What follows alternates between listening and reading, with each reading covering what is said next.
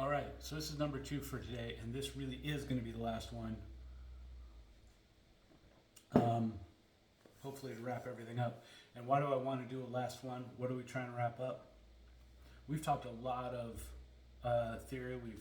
We've done the big three, the Holy Trinity. That's a Catholic joke, but it works for Marx, Durkheim, and Weber, right? We looked at some of the interpretive ones. We looked theories. We looked at some of the theories that were uh, specifically, good grief, my brains, that were subject specific. Okay, and so where do we go from here? That's what my little notes say here. And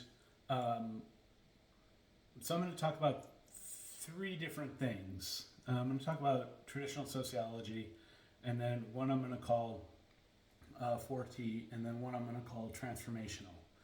And so when we try and use social theory to look forward, when I look at sociological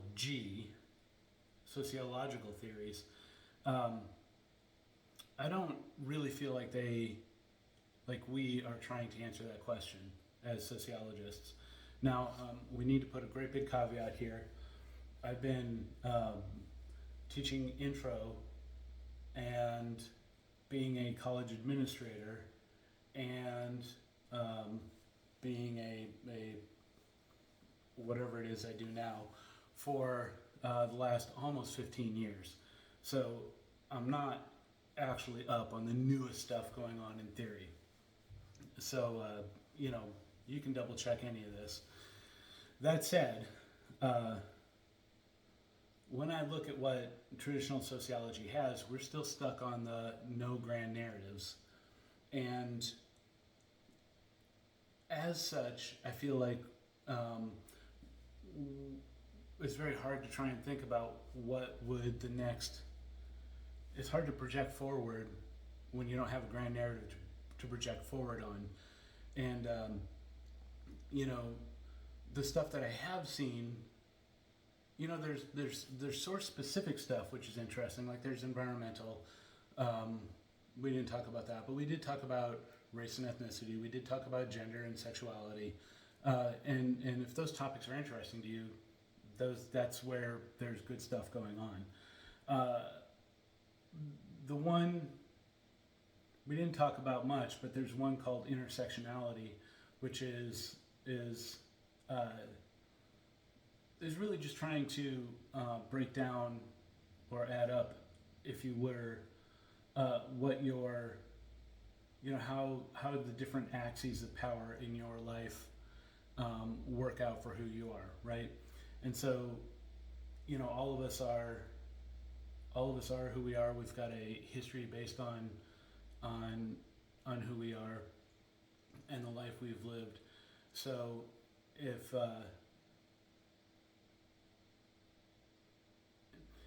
you're a middle-aged white guy, right, you're on the plus side of a lot of those equations, right? As a man, I never really had to worry about walking through a parking lot late at night the way I hope my daughters are, not because I want them to be scared, but because I want them to be aware of what's going on around them. For the most part, I'm not tall, but I'm solid enough that people just leave me alone. And so I don't live in that world of vulnerability that many women are going to have to live in, right? So on the gender axis, I'm in a stronger position. Growing up, my folks weren't necessarily well-to-do. We weren't like poor or anything, but I was working cash jobs when I was 12. I know how to work on cars because that was the cars we had needed working on. I don't know what to call it. Let's say, I don't know, working class, whatever. Um, but I went to school with a lot of rich kids, and so, on the class spectrum, I was somewhere in the middle, and compared to them, I was on the negative side, right? So they had privileges that were challenging for me to access, right? So intersectionality would add up what it would mean to be who you are, and maybe that's actually so. That's a me example, and that's a little hard to understand. But if you think about a Detroit auto worker in 1990, when the plants are closing, a white guy definitely is facing a little bit of a different world than a black guy. But being white doesn't necessarily avoid the problems of being working class when your factory is shutting down. Anyway, so that's intersectionality. And so sociology, trying to figure out where we are now and where we're going, I just don't feel like I haven't seen us using the tools to try and think our way out of forward from where we are.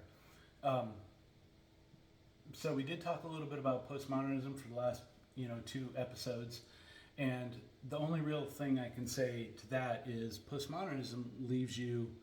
Part of the reason it died as social theory is because it leaves you at a dead end. So if you analyze everything up to and including your analysis itself, eventually there's nothing left to analyze, and you've discredited the tool of analysis that you do it with. If we've gotten to a world where objective truth isn't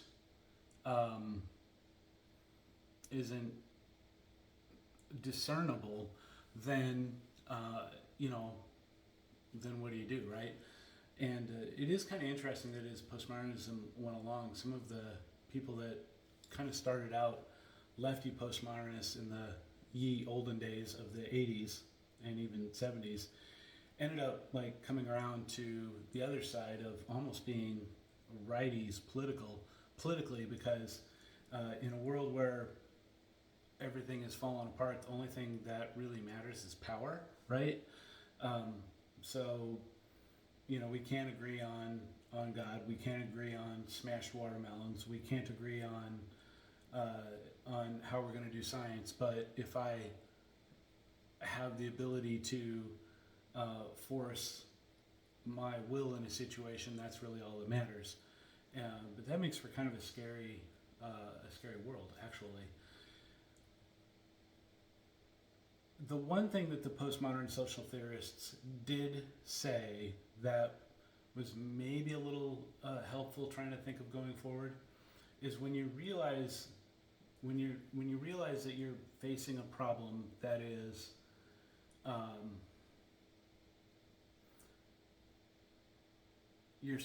that rationality and logic are kind of the problem.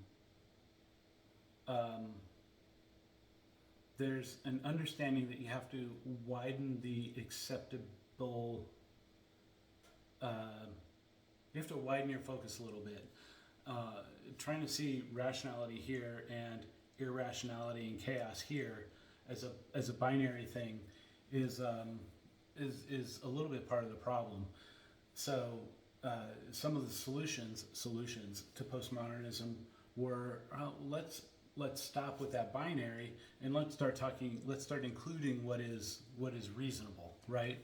And reasonable would be people make decisions sometimes based on feelings, sometimes based on emotion, and they might not be rational, logical one like this. They're not machine logic, but they're also not chaos, right? And when you open the door to reasonableness, then you can include stuff like maybe there's something valuable to your gut feeling, right? Or there's room for religion in a world of reasonableness in a way that there kind of isn't in the most hardcore logical machine learning kind of world. Um, the only thing is that like you can recognize that the solution to the postmodern problem is reasonableness, but so what? You've solved the theory problem in your book. The real solution to whatever the postmodern problem is going to come out of how people end up living their lives. And so, are we seeing, or do we expect to see, some widening of discourse, some inclusion of reason that's not hardcore logic, rationality? That's interesting, and that's there. But we've talked enough about postmodernism. One last thing there, and I don't know if I said this in another video, but way back when I was in grad school, my one of my advisors was Eugene Halton, Halton, and he wrote a number of books, like really zeroed in on this problem, the problem of reasonableness, and I should have looked them up before I brought them up in the video. I may have to go find them.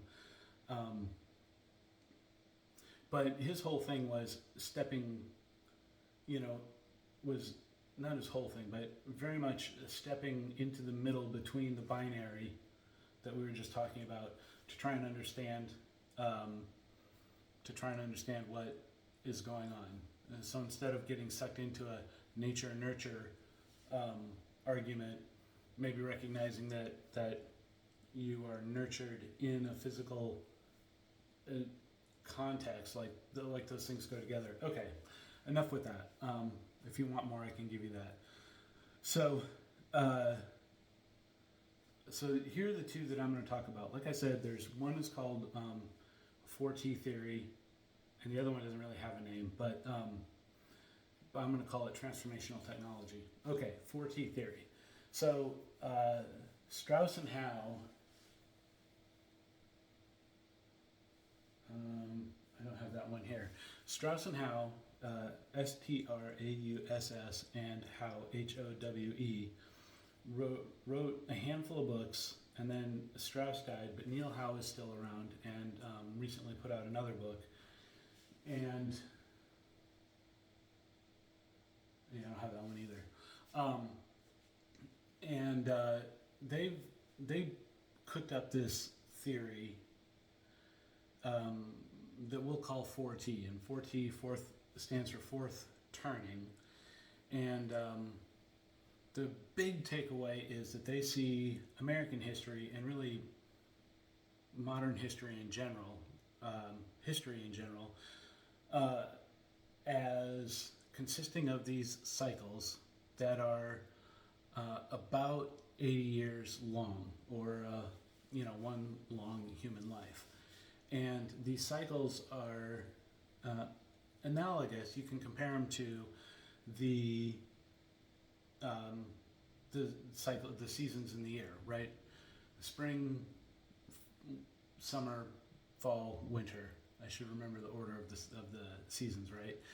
Anyway, and so the 4Ts are really the winter times, and their theory says that really we go from crisis to crisis about every 80 years, and that's a really helpful way to understand history. And so, looking at the U.S., the last three crises were the American Revolution in roughly 1776 and the years thereafter. The one that came after that was the Civil War in the 1860s, which was about 90 years.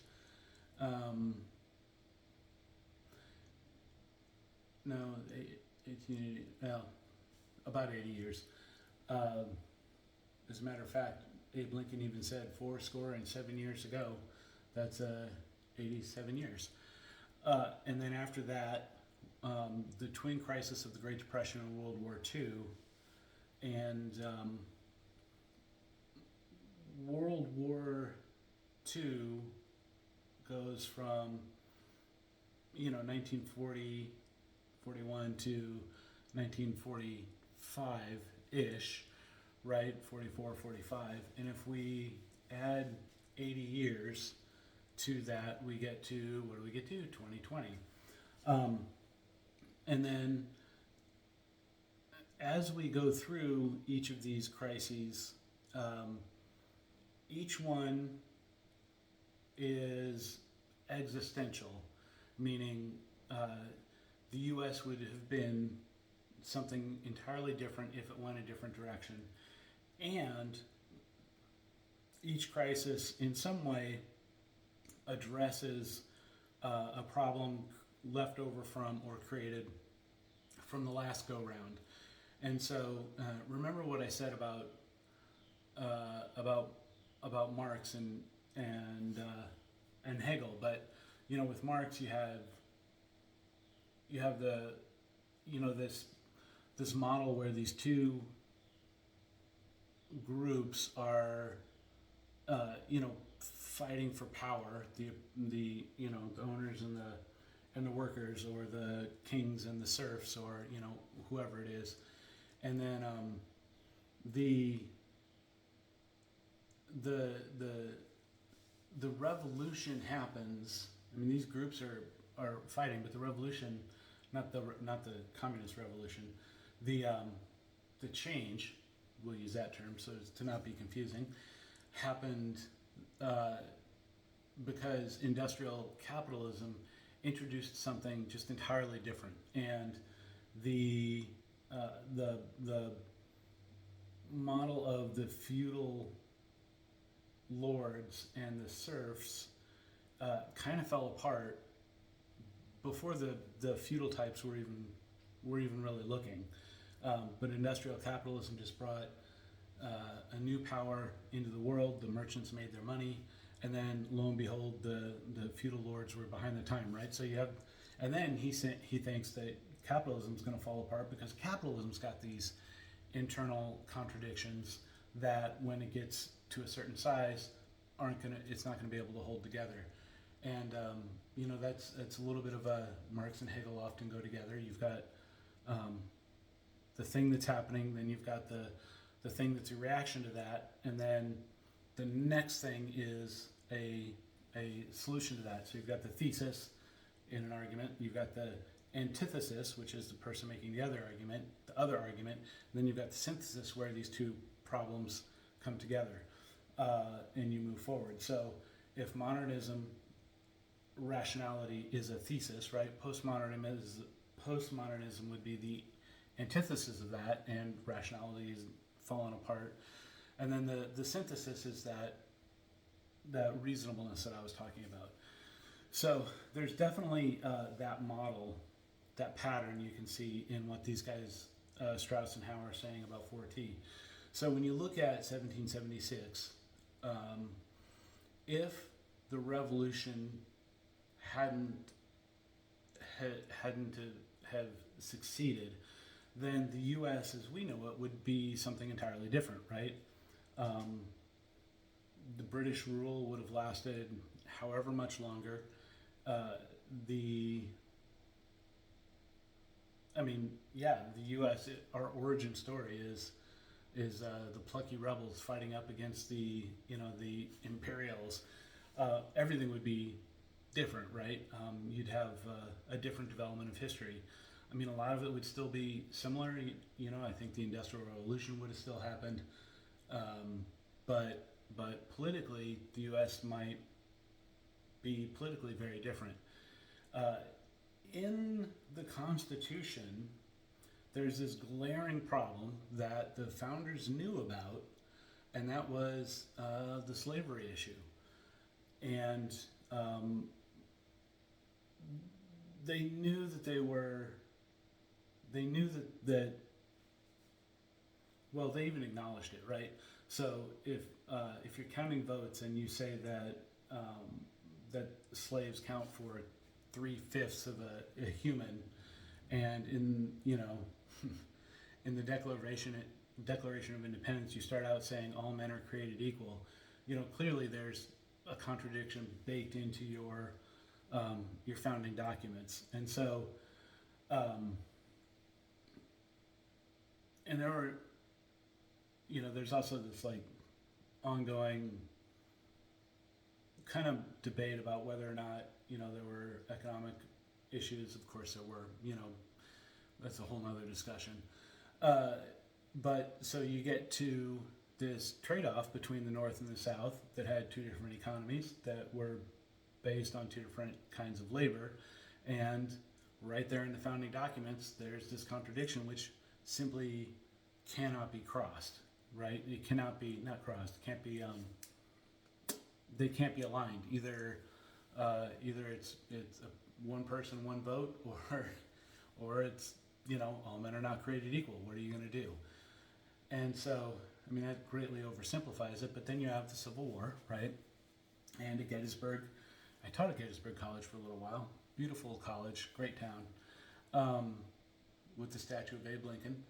And he says 7 years ago, which was 87 years, which was one grandmother's life, and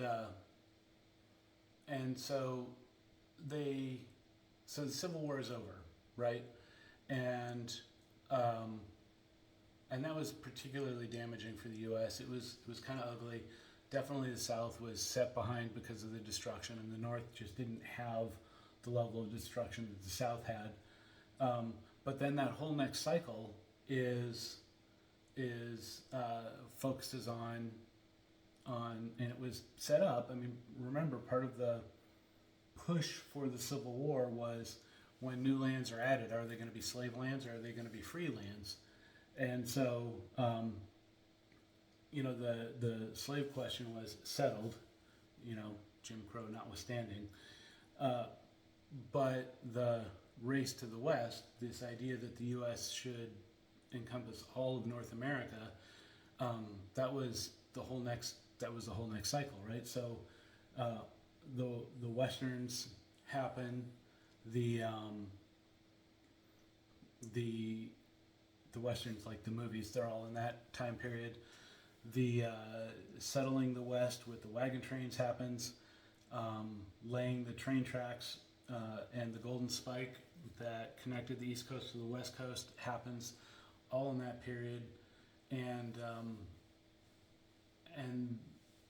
yeah, you start coming out of that, and you've got the beginnings of steam trains. You've got cars aren't really around yet, but they're going to be there. And 1918, 1920, you've got the Spanish flu. You've got World War I, and World War I sets up the conditions for World War II in Europe. And so in 1920, the American economy collapses. And the Dust Bowl happens, right?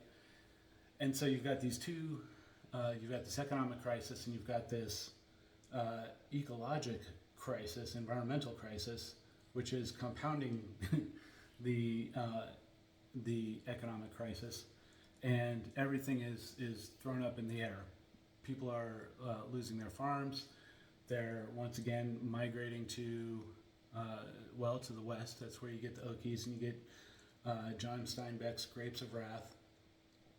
Some of the accents in California are linked to the accents from people in the Midwest. Some of the religious elements of California are linked to some of the people in the Midwest at that time.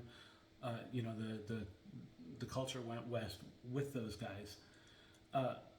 And then World War II happens. Okay, so if 1776 was about, are we going to be a country? Then the 1776 to 1920 was about, are we going to be a country across this whole continent? the U.S. was hesitant to get into World War One and World War Two, um, but coming out of World War Two, the U.S. had redefined its role in the world. So, you know, 1776, are we going to be one country or two? Are we going to be a country? Civil War, are we going to be one country or two? Right? World War II, are we going to be a global hegemon? Really, that's the question. And so the U.S. patrols the seas. You know, we are coming out of World War II. We definitely helped the Allies win World War II. It set up, coming out of that, it set up the tensions for the Cold War going forward. And coming out of the Great Depression and World War II, we set up all of the social programs to keep people from starving. People literally starved to death in the Great Depression. There was no SNAP, there was no EBT. And so trying to ensure that there was a good, healthy middle class was something that the financial types were actively trying to do throughout the mid-century. And yeah, so there we go. Okay. And so here we are now, right? There's one more element I have to throw in with that. So I talked about the 80 years. I talked about the crisis to crisis. I talked about existentially redefining what the U.S. is each and every time. There's one more element to this, and that is that this is generationally driven. And so it gets to be a little complicated, but roll with me here.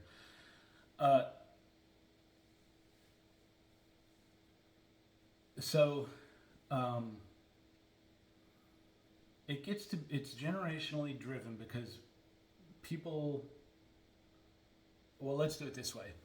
If you were, the boomers right now are about, let's say, 65, 70 years old. Some of them are actually, let's say, some quite a bit older than that. So let's just say 70 years old. If you were a boomer, if you were born in 1950, that would make you 74 years old. Okay, so if you were born in 1950, the war was over.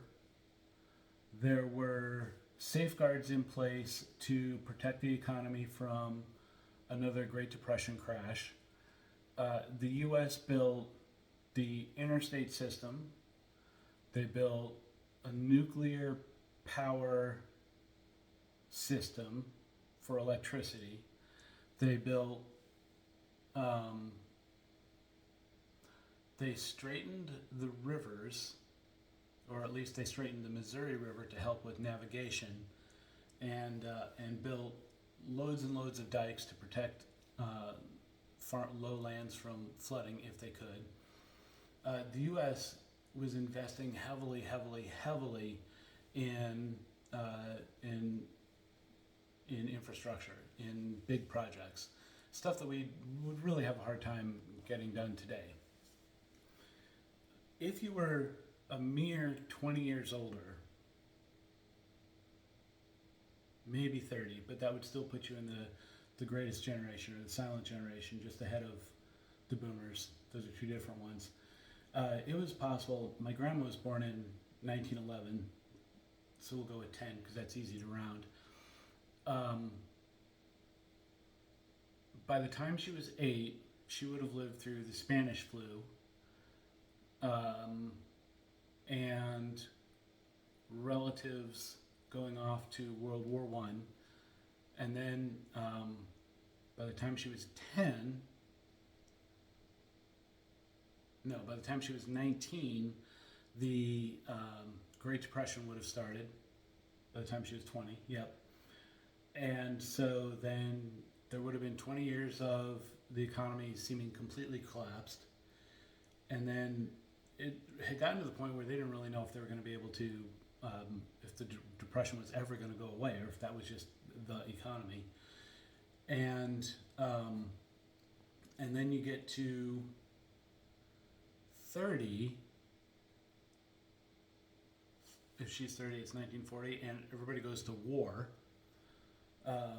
And then everybody comes home. Well, the ones that don't get killed come home. And my dad was actually named after his uncle who died at 20 in the Normandy invasion. Everybody comes home, and so you're, what do we say, 40 years old, and you've seen a pandemic, you've seen 2 world wars, you've seen a Great Depression, and then you have children, right? And so that child that's born in 45, 50 grows up in a world where the grown-ups did everything they could to ensure that the economy was going to be safe and stable, that the global environment was going to be safe and stable, and they made huge investments as a community into just solid basic infrastructure, right? And so that person born in 1950, they get to 1968, and they call it the Summer of Love. And it's not surprising at all that there were sex and drugs and rock and roll. Nobody in that generation had the existential trouble that the people in my grandma's generation had. Now, did they have individual problems? Of course they did. Did they have individual tragedies? Certainly they did. But the important thing here is that the entire group of the adults ahead of them, the generation ahead of them, had all of those tragedies together. So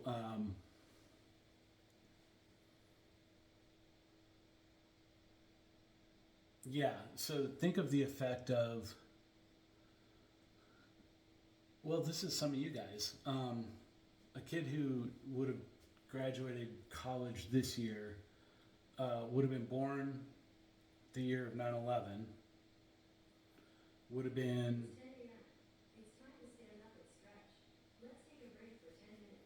Okay, Google is talking to me. Would have been born right around 9/11, would have faced a financial crash in, what was that, 2008 and 9, and would have had COVID in 2020. And those were all frustrating things. If you lost your job in 2009, that was rough. If you lost your spouse in 9/11, that was rough.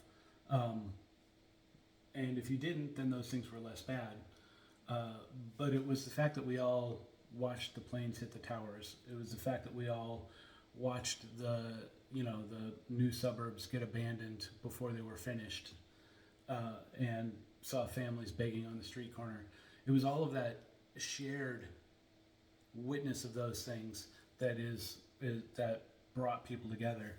And it's not that the boomers didn't have that. They had 9/11, or no, they had the Vietnam War, and they had duck and cover drills, and they'll still talk about those. Those were real things.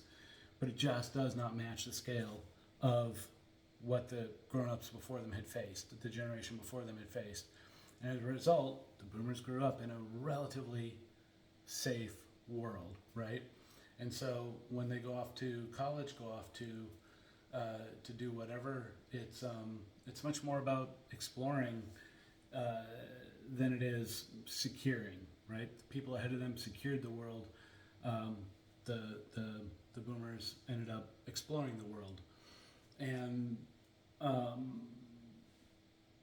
anyway, you could do a whole couple lectures on that. The reason I want to bring it up is because it's interesting then to think about where we are now, and the theme for today is how do we how do we think forward from here in a social theory perspective. So if the Strauss and Howe theory is right, if we are at or near one of these crises, one of these historical winters, what is our underlying problem, and what is the future? What does the future look like from here? And so two things jump to mind to me at the moment. And I'm not saying this is where it's going to go. I'm just trying to think out loud here. But the first is a stepping back from the global stage. Like the U.S. has been, since the Soviet Union fallen, the U.S. has been like the hegemonic power, and that's like 30 years now. And before the Soviets fell, it was a bipolar world, and you had two hegemons, two main powers, but it was still the world that we in the Soviets negotiated. There is a character, Peter Zeihan, and you can find his interviews, Zeihan, in all over. But he wrote a book last year, the year before, The End of the World is Just the Beginning. And without any of the stuff that we just talked about, he's looking at demographic changes and suggests that with declining birth rates around the world, but also here in the U.S., that we're just not going to be able to or want to be the global policeman anymore. He's suggesting we're gonna pull off the seas and or at least somewhat pull back from the seas and let other nations take care of piracy as well as us. He suggests that we're going to be a little less, that other nations are going to have to step up and start helping a little more with military and security things, which has certainly been a theme in Trump's campaign, and a big chunk of this is because global birth rates are changing, and we're just not going to have the money. We're not going to have the young people to send around the world, as military. So he says the end of the world. He means the end of the globalized world. So when he's looking forward, he's thinking, what's that economy? What's that political arrangement look like? Well, and it fits very well then with this generational thing, with this fourth turning kind of theory. If our solution now is to be less of a global player, then we're in for several years of geopolitical reorganization at the global level, and then that's going to have a certain amount of impact on what's going on here at home locally. Interestingly, along those lines, because our whole social security system is was built around a very specific age pyramid. You need a certain number of young people paying in taxes, social security taxes, to the system to support a very small number of old people. Well, one of the elements of the modern world is that we don't have lots and lots of young people, but we do have lots and lots of old people. In the U.S. of like the 40s and 50s, the age pyramid looked like this, with a few old people here and a lot of young people down here. In mature, developed countries, the pyramids look like this. They're not a pyramid; it's a column. And a big reason is that people aren't dying as of the same stuff, and so people have more kids, and or have fewer kids. So instead of having 10 kids and hoping, you know, 5 of them make it to adulthood, and then hoping that, you know, 2 or 3 of them make it to old age, people have 2 kids and hope that both of them will make it to old age, and you don't really lose that many otherwise. Okay, and so there's going to be funding issues that come along with this world that he's envisioning. And then I read an interesting piece from a guy. So Zahan is a geopolitical theorist. Strauss and Howe, not sociologists, even though I do kind of like their link between the individual and the social and the generational aspect. But they're historians and financial advisors. They're not even historians, they're financial types. But I like their thing. But there's a character, Ray Dalio, Dalio, and he's been putting out stuff the last few years. Sometimes I really get a kick out of the people who aren't social theorists trying to do social theory, because they just have a different take on things that is sometimes refreshing. And that's Dalio. He made all of he ended up being super well-to-do, ran one of the largest investment firms, and wanted to try and study history and social development as a way to ensure that his investments worked out. Anyway, he put out a post, and I'll see if I can find it and link it, a few days ago after Trump got elected, talking about what he is expecting this to mean. And I don't care if you voted for Trump or against Trump. This isn't a pro or anti kind of discussion at all. But Dalio suggests that his read on Trump and Trump's people is that they're going to really try and shrink, if you will, the federal government to curtail its power.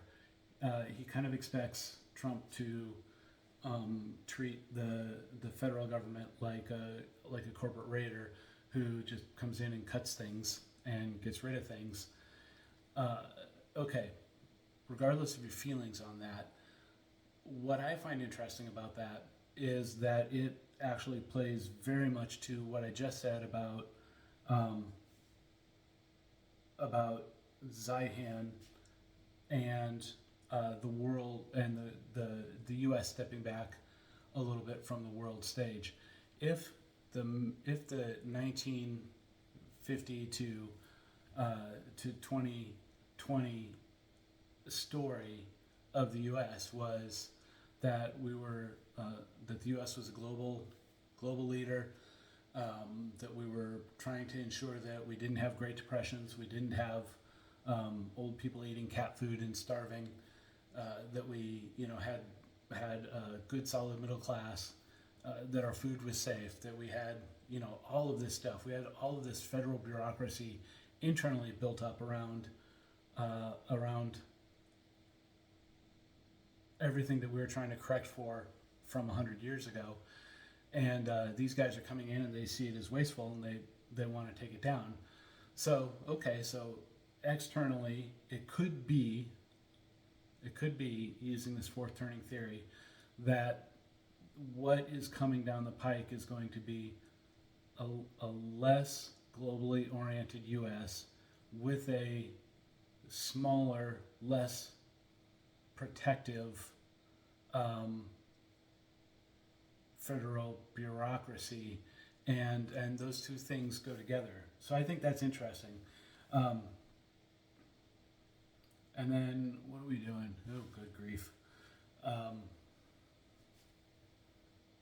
Yes, I will get this done. So, even though we're at 45 minutes now. So the last one I want to talk about is the transformational technology. And I hinted at this one a little bit too. But we talked, I know I mentioned in one of the videos about Gutenberg and the printing press. And the thing that's wild about the printing press, before the printing press, you had, people would have to write out a book by hand. And so, a big thing, a real common job at a monastery would be to be a scribe. And the person would essentially be copying Bibles and occasionally doodling. And so if you have to copy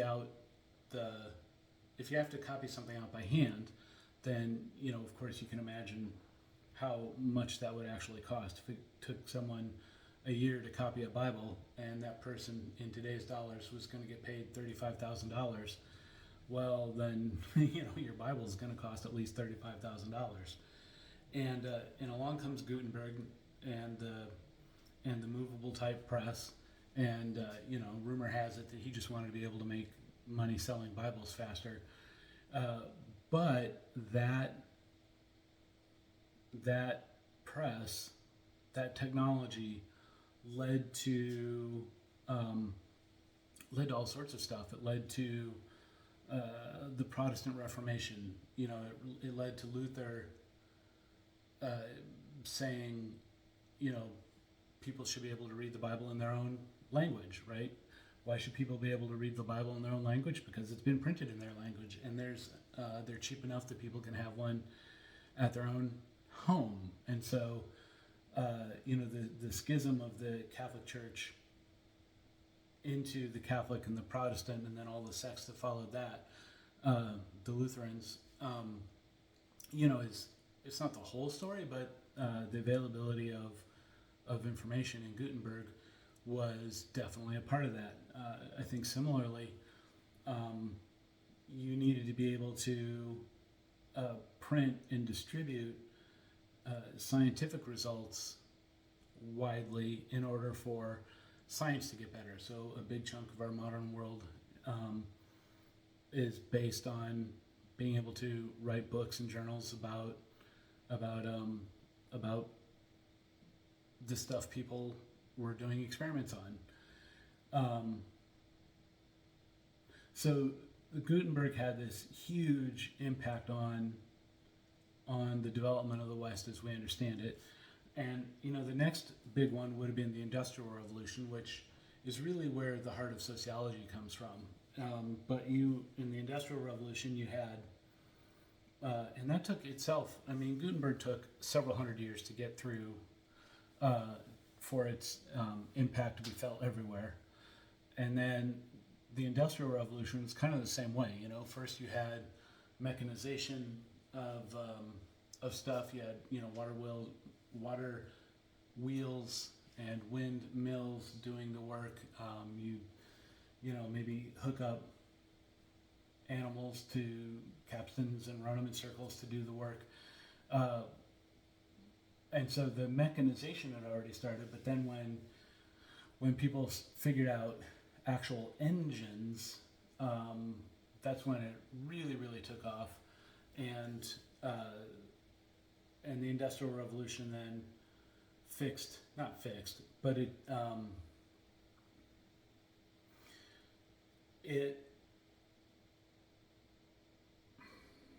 what the hell am I trying to say? The Industrial Revolution, well, it changed absolutely everything, right? I'm drinking coffee here that, I don't know, came from Guatemala or something. It was sent here on a ship that burned oil and was computer controlled by GPS, right? I'm talking to you on my phone, looking at our class space, and and the Jeep is sitting outside for when I want to go run an errand in a couple of hours. To try and imagine life before the Industrial Revolution at this point is kind of a challenge, because it changed absolutely everything about our world over a couple of years. Okay, so here's the transformational technology, and I hinted at this with all of the conversation about postmodernism. So it's clear that the digital revolution is um, is significant, right? Duh. Of course, it's significant, but the ability to do things with computers. It took a long time for the computers to get to the point where they were good for much, at least outside of, highly esoteric technical applications by people who, knew esoteric code. But in today's world, it's actually kind of hard to think of something that isn't digital. In fact, it's kind of refreshing to do something analog, even though in my life, and this has all happened during my lifetime, right? In 1985,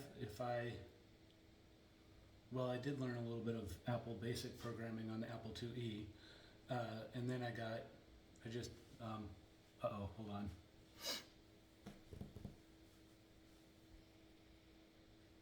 Might be gonna sneeze here. But then I just didn't deal with computers really outside of that for years and years, right? So that when I went to college, if I wanted to call mom at home, I called on a rotary phone. If I took a typewriter, it was electric, but it was a typewriter, no digital anything, to college. Probably kept my roommates up all night long writing papers that were due the next day.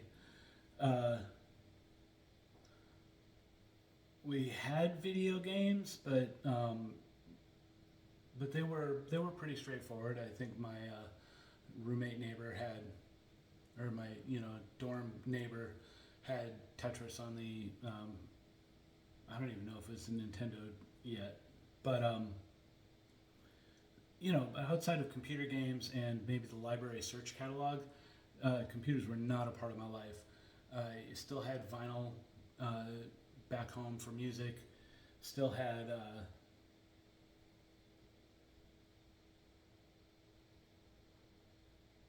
you could still push start a car actually when your battery died. You put it in second, roll it down the hill, and jump in and vroom, off it goes, pop the clutch, and then you can get a battery when you want to. Nowadays, if the battery's dead, the car's dead, and you got to get it fixed right then and there. Anyway, but in the time since then, it's just about every aspect of my life has been digitized in one way or another. I have a compass somewhere, but with the GPS on my phone and my watch and my car, I don't really know what I need that compass for.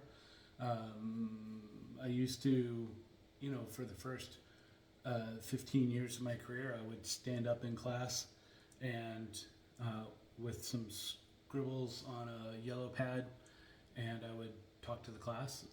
Of course, I used a computer to enter the grades in the grade book, but that was kind of it. I obviously used the computer to write my dissertation, and the web was getting better, but good grief, at that time Amazon actually only sold books, if you can believe it. And so now I get up in the morning and you know how entranced we are with our computers. If anything, it's like kind of refreshing to go analog a little bit, and it's kind of difficult to get away from the computers at times. I'm not sure it's even remotely good for us. Okay, so, but that's, again, the computers in 1980, 1990 were interesting, and you could see that they had a lot of potential, but then came the internet, and then that was interesting, and you could see it had a lot of potential. And then came social media, which I'm still not sure if that's good or bad, but part of that, part of the effects of that were giving us a supercomputer in our pocket, which in and of itself is interesting and opens up lots of possibilities. And so I say all this because we are at the very, very, very, very beginning of artificial intelligence, or at least on a mass scale. And it's hard to know what effect artificial intelligence is going to have. But there's a chance that the computer revolution, the digital revolution, isn't just the computers themselves, but is computers plus AI, right? I'm sure, like I said, the Industrial Revolution took a couple hundred years, so the people living in it wouldn't have seen like something that happened 30 years apart as part of the same thing. But I think, in fact, maybe we actually are seeing part of the same revolution. And so, where does that take us, right? And a transformation, a technology that's as transformative as the Industrial Revolution or the Gutenberg press could, that could rewrite really just about everything that we think we understand about society going forward, which is kind of fascinating to think about. So anyway, there we go. I'm now at 56 minutes, which would be about on par for a 2-a-week class. So I'll just shut the hell up. This is getting long. But just to wrap this up, the previous video, I wanted to follow up on postmodernism a little bit. This particular video, we talked about the fourth turning theory and the crisis to crisis. So what's our problem now and what's our future coming out of it? And then the potential for transformative technology, what does our future coming out of it look like, right? And so this whole semester we've talked about all of these different social theories. We want to be able to understand our world a little better. That's the illuminative part. We want to be able to try and predict the world a little bit better. That's the more traditional theory part. And so standing here in 2024 with a new president and ChatGPT barely 2 years old, what can we expect the next few years from, or what can we expect looking at it from the perspective of these different social theories, right?